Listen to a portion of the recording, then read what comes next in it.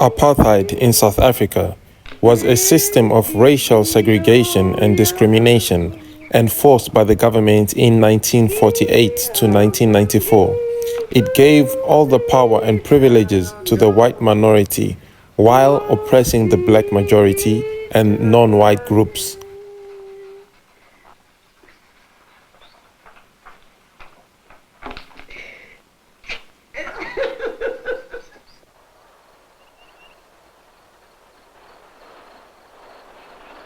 I think they are satisfied with little.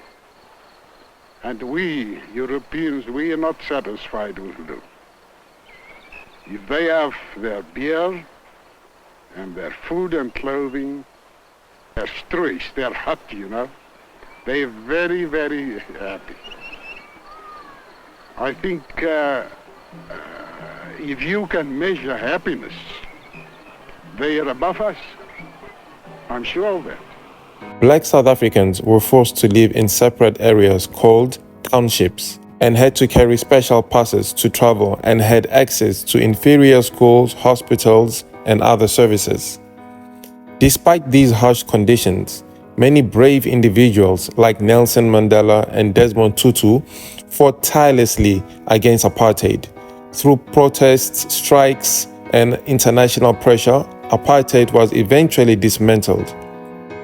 In 1994, Nelson Mandela became South Africa's first black president, marking the official end of apartheid.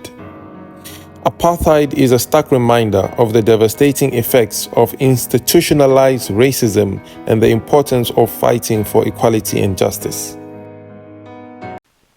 We arrived in South Africa 3 centuries ago, more than 3 centuries ago.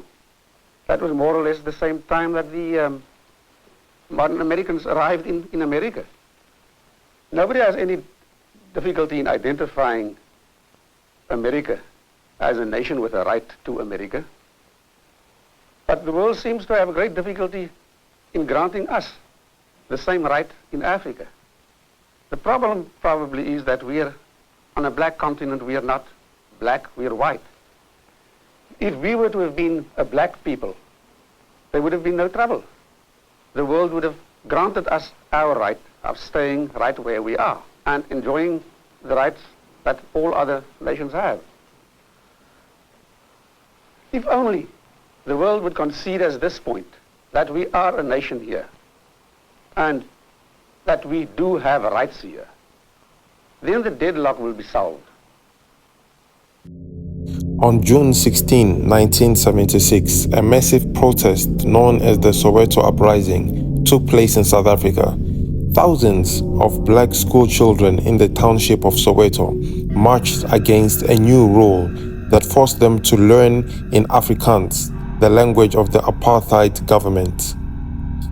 The students were fed up with the poor quality of their education and the oppressive system. What started as a peaceful protest turned into a tragic, pivotal moment when the police responded with violence, opening fire on the kids. Many students were killed or injured, and the brutal images spread worldwide, causing outrage. This event became a major turning point in the fight against apartheid, sparking more resistance with the country and drawing international attention and condemnation towards the South African government.